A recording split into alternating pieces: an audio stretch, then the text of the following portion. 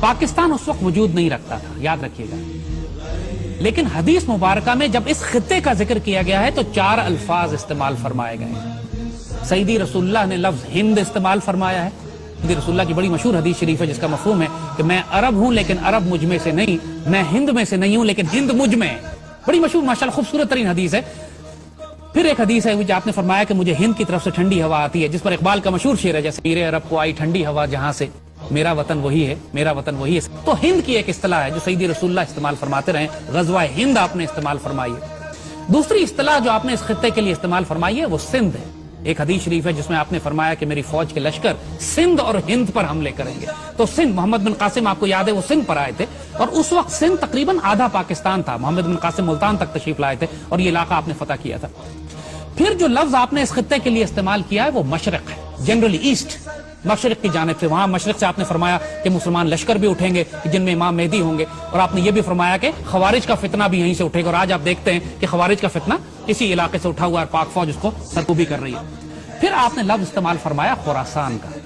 خراسان میں بھی جو حدیث مبارکہ ہیں آپ نے اس میں جو لفظ استعمال فرمایا قبلہ خراسان یا قبل خراسان، جس کو جو مرضی اعراب لگا لیں آپ، اعراب پہ اگر آپ اختلاف کرتے ہیں، یعنی خراسان سے پہلے یا خراسان کی جانب، یہ دونوں لفظ استعمال ہوئے ہیں۔ اور ایک آدھ حدیث میں خراسان کا لفظ بھی استعمال ہوا ہے، جو پاکستان کا شمالی حصہ ہے، بلوچستان سے لے کر پورا ہمارا فرنٹیئر ٹرائبل ایریا سے لے کے پورا ناردرن پاکستان، یہ بھی خراسان ہے۔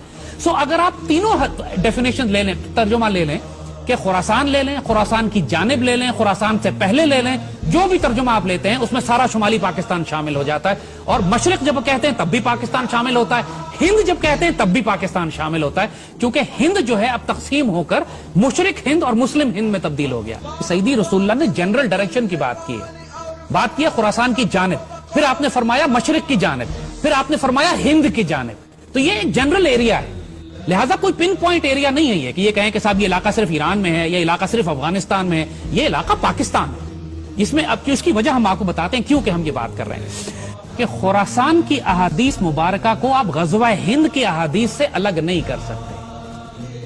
آپ کسی صورت میں حضور صلی اللہ علیہ وآلہ وسلم کی وہ احادیث مبارکہ جو سیدی رسول اللہ نے ہند کے بارے میں فرمائی ہیں ان کو، کیونکہ یہ سارا علاقہ ایک ہی ہے، ہند، مشرق اور خراسان یہ ایک پیکج ہے، اور احادیث مبارکہ اس میں آپس میں جڑی ہوئی ہیں۔ ہند کے بارے میں ایک بڑی مشہور حدیث ہے سیدی رسول اللہ نے جو فرمائی، اور ہم آپ پڑھ کے سناتے ہیں۔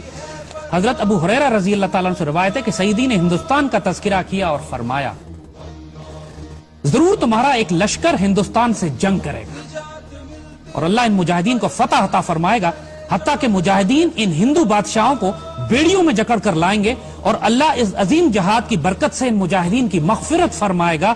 پھر یہ مسلمان واپس پلٹیں گے تو عیسیٰ علیہ السلام کو شام میں پائیں گے۔ یہ نوٹ کیجئے گا، بڑی اہم بات ہے، اس لیے کہ خراسان والی حدیث میں بھی اس کا ذکر آتا ہے، لہذا ہم اس کو جوڑیں گے اس سے۔ اس پر حضرت ابو ہریرہ فرماتے ہیں کہ اگر میں نے یہ غزوہ پایا، غزوہ ہند پایا، تو میں اپنا سارا مال و اسباب بیچ دوں گا اور میں اس میں شامل ہوں گا، اور جب پلٹوں گا تو میں ایک آزاد ابو ہریرہ ہوں گا جو عیسیٰ علیہ السلام کو شام میں پائے گا۔ اور پھر وہ حضور سے کہتے ہیں کہ سیدی کیا میں عیسیٰ علیہ السلام کو یہ بتا سکتا ہوں کہ میں آپ کا صحابی ہوں؟ حضور اس پہ مسکرا پڑے، معصوم سوال تھا، حضور مسکرا پڑے، کہتے ہیں بہت مشکل، بہت مشکل۔ اب اس کو یاد رکھیے گا، دیکھیے ایک بات، سیدی رسول اللہ نے اس ایک حدیث میں پوری ملٹری اسٹریٹجی کلیئر کر دی ہے کہ آئندہ آنے والے وقتوں میں کیا ہونے والا ہے۔ مسلمانوں کی ایک فوج ہندوستان سے جنگ کرے گی اور پوری دنیا اس بات سے واقف ہے، اس میں کسی کو ڈاؤٹ نہیں ہے کہ وہ فوج پاک فوج ہے۔ یہ پاکستان سیدی رسول اللہ نے اپنی نگرانی میں تیار کروایا تھا۔ یہ بات ہم اس لیے بڑے اعتماد سے کہہ رہے ہیں کہ اس بات کو ڈیفائن کر کے، ڈسکس کر کے ہم 1000 دفعہ ختم کر چکے ہیں۔ قائد اعظم کو حضور کی زیارت ہوئی، حضور نے حکم دیا قائد اعظم کو کہ ہندوستان جاؤ، تم سے ڈیوٹی لینی ہے۔ خان آف قلات جب بلوچستان کو الگ کرنا چاہ رہے تھے پاکستان سے تو خود اکنالج کرتے ہیں، ان کے پوتے نے ایکسپریس نیوز پہ مبشر لقمان کے پروگرام میں کھل کے سامنے آ کے کہا ہے کہ ہمیں حضور نے ڈائریکٹ حکم دیا تھا کہ بلوچستان کو پاکستان سے ملاؤ، پاکستان بن رہا ہے، بلوچستان کا صوبہ بھی اللہ کے رسول کے حکم سے جڑا ہوا ہے۔ علامہ شبیر احمد عثمانی کو سیدی رسول اللہ کی خواب میں زیارت کی، انہوں نے فرمایا قائد اعظم میرا سپاہی ہے، اس کے ساتھ شامل ہو جاؤ جا کے۔ قائد اعظم اقبال کے خواب اور مشن اور ویژن جو تھا اس کی بنیاد پر بنا۔ نعمت اللہ شاہ ولی نے آج سے 600 سال پہلے جب بشارتیں دی ہیں اس خطے کے حوالے سے تو انہوں نے مومنان غربی کا ذکر کیا ہے، مغربی پاکستان کے مسلمان جو ہیں وہ ہندوستان پر فاتحانہ غازیانہ قبضہ کریں گے۔ تو اس میں کسی کو ڈاؤٹ ہی نہیں ہے کہ یہ پاکستان جو سیدی رسول اللہ نے اپنی نگرانی میں تیار فرمایا ہے، جس کو غزوہ ہند کے لیے تیار کیا گیا ہے، یہی لشکر ہوگا، یہی پاکستان آرمی ہوگی جو سیریا جائے گی، شام جائے گی، اس وقت جب آخری زمانے میں اسرائیل کے ساتھ ایک فائنل بیٹل ہوگی۔ اور یاد رکھیے گا کہ پاکستان آرمی کی تربیت اللہ پچھلے کئی برسوں سے اس کام کے لیے کروا رہا ہے۔ ہم مسلم دنیا کی واحد آرمی ہے جو غزوہ ہند بھی لڑ رہی ہے، ہم انڈیا سے بھی لڑ رہے ہیں، ہم خوارج کے خلاف بھی لڑ رہے ہیں، اور ہم یہودیوں کے خلاف شام میں لڑ چکے ہیں۔ پاکستان ایئر فورس شام جا کے اسرائیلیوں کو مار کے گرا چکی ہے، اور آنے والے وقتوں میں پچھلے دنوں ابھی فلسطین میں ایک زبردست مظاہرہ ہوا تھا جس میں فلسطینیوں نے پاکستان آرمی کو دعوت دی تھی کہ آپ آئیں اور ہمیں آزاد کرائیں۔ تو یہ یاد رکھیے گا کہ اس خطے سے، خراسان سے، مشرق سے، ہند سے 2 فوجیں شام نہیں جائیں گی۔ حضور نے جب خراسان والی فوج کا ذکر کیا ہے تو وہاں بھی حضور نے فرمایا کہ خراسان سے ایک فوج اٹھے گی جس کے اندر امام مہدی ہوں گے، وہ فوج شام میں جائے گی۔ ایک حدیث شریف ہے، ہم آپ کو بتائیں، بڑی اہم حدیث شریف ہے۔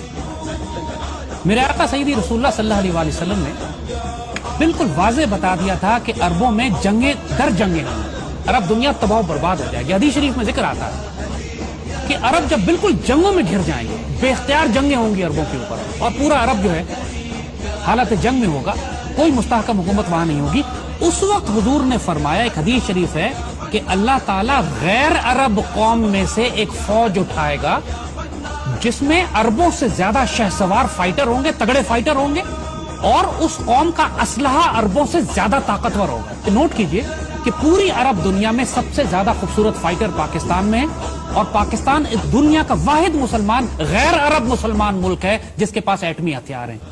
یہ بھی بشارت پاکستان کے لیے سیدی رسول اللہ دے چکے ہیں عربوں کی حفاظت کے لیے۔ اور آپ نوٹ کریں گے کہ پچھلے 30 سال سے جب بھی عربوں کو خطرہ ہوا ہے، ان کی حفاظت کے لیے یہی غیر عرب فوج گئی ہے جس کے ہتھیار عربوں سے بہتر تھے، جس کے فائٹر عربوں سے بہتر تھے۔ اللہ اکبر، یہ پاک فوج ہی۔